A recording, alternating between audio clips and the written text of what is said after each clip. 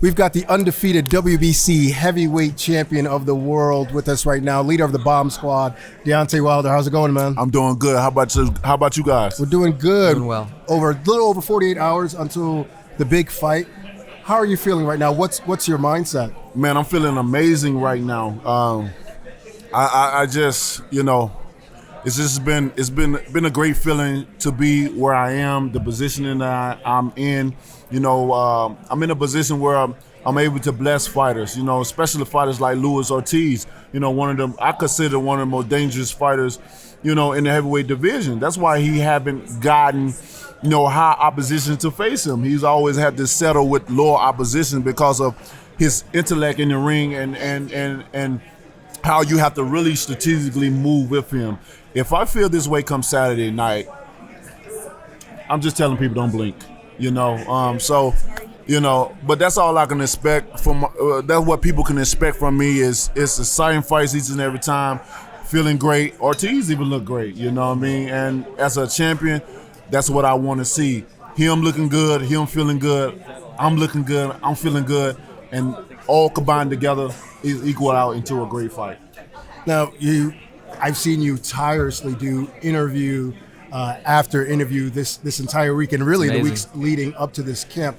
Is it hard to stay focused on what you have to do Saturday night when you've got all of this going on? No, not with me. I think it comes with experience. I have a lot of experience doing it. I mean, I've been doing interviews and stuff like this since 2007. It can be a hindrance on a person if they can't deal with it. But with me, I can separate the two. Although I'm doing these interviews, I'm still talking about my opponent. So as me talking about him, I'm thinking about him. You know what I'm saying? I see the billboards. So it's like if I wasn't talking about him and I didn't see him or whatever and everything was on something else, then it may be different. But, by me being able to talk about it and see him, it allows me to have a reminder. You know what I'm saying? Saturday night, you got to accomplish, a task, complete the mission, and get the job done. So, and that goes in the line of I never look past a fighter either. I'm not looking past him. With Ortiz, you cannot look past a fighter like him. You know what I mean? You got to make sure you're ready to go because, he's a dangerous fighter. I've witnessed that. I've experienced that the first time in the ring, and I'll never forget the experience. I really had to move. Although I was sick, that played a big part in it. But, even if I was healthy, he's a dangerous fighter. So I'm focused, although I'm doing all these things, and it's for the promotion and stuff, I mean, I love it, man. We can tell. We can tell. Everybody's talking about Ortiz's conditioning. He looks like he's really fit. But I personally wonder whether a 40-year-old guy should change his routine and what effect that could have on him. Do you have any thoughts on that? Exactly. I'm right there with you. I'm like, what got you here thus far, you should stay with it. Because, although it looks good, you know what I mean? But theoretically, it's like, is it really good for you at this point in time, especially fighting a fighter like me?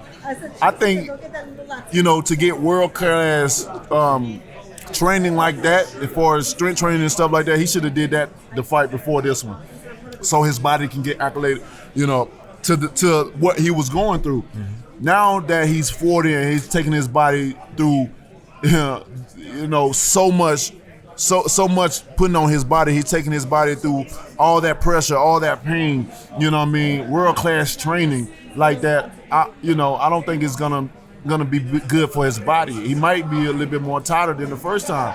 Like I said, it looks good, but in reality, it might not be good for him. I've been doing world-class training, since the start. Man, my trainer George Scott, we've been, another Olympic world-class trainer. We've been doing this from the beginning. So I understand. I know what it takes to train world-class and get your body in tip-top shape. I'm never out of shape. I'm in shape 365 days out of a year. And when I come to camp first day of sparring. Some guys come to camp, they get 2 weeks to get in shape, but I'm already in shape. And it kind of concerned me a little bit, with him finally wanting to do this all this time, that he might not have the stamina that he thinks he's going to build, I've seen him in the ice tubs and all that and stuff, and there's a lot of pressure on his body. So, but, I'm still gonna go in the fight, you know, feeling the way I feel about him, and I'm gonna do what I gotta do at the end of the night. Now, you touched on Ortiz's conditioning. You just mentioned what you typically do. You were 223.5 for Brazil, around there, 211 and 214 in the prior two fights. The results have been the same regardless of your weight.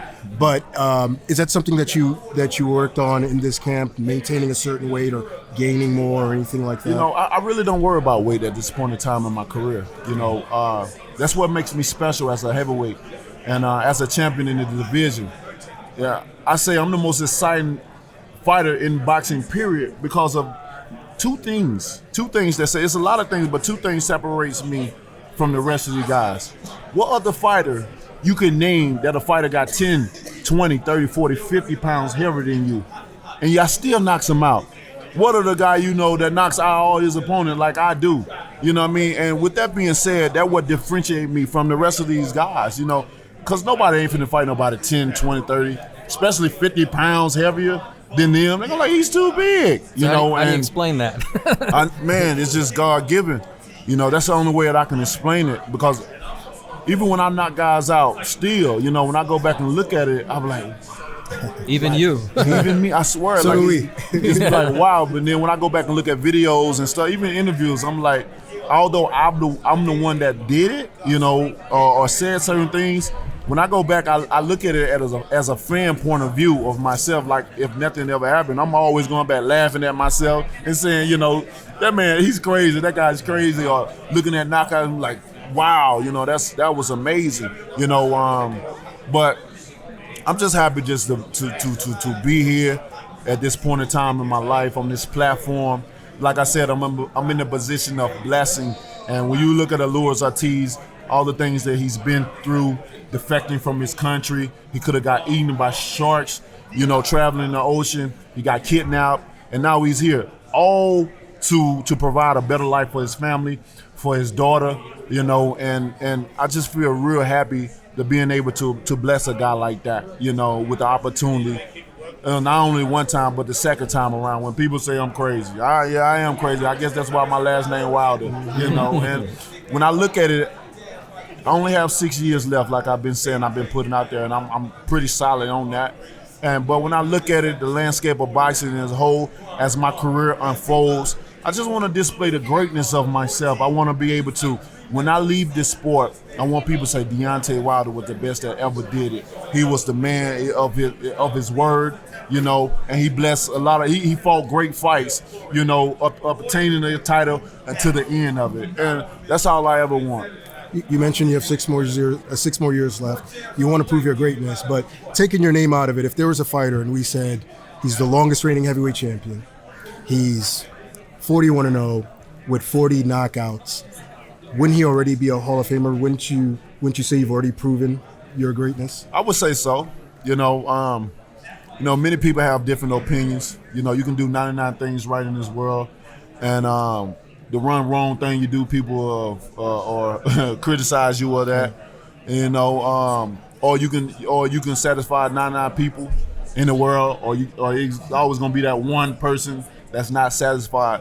Which I'm not doing it. I'm not saying I'm doing it to satisfy everyone, because that is an impossible task to do. You know, there's always gonna be people that is not appreciative of your work.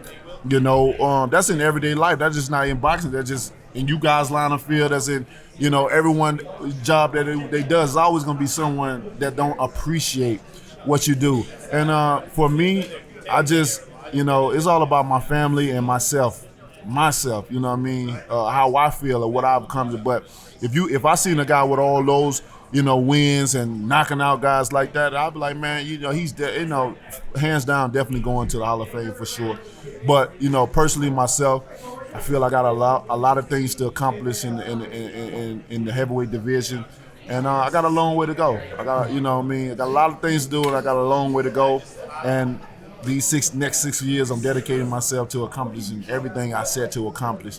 That way, when I end my career and I hold my farewells up, it ain't gonna be no farewell fights coming back. It ain't gonna be nothing. I done gave all my energy. I'm waving off like it's a parade. I'm gone. I'm out of here. I done what I had to do. And I want to be happy when I end my career. Do it the right way. And then we'll see you in Canastota. There you go. Deontay, thank you so much for joining us. Wishing you all the best. Thank you on guys Saturday for your night. energy. Thank you so much. Love, peace, and God bless. Best of luck.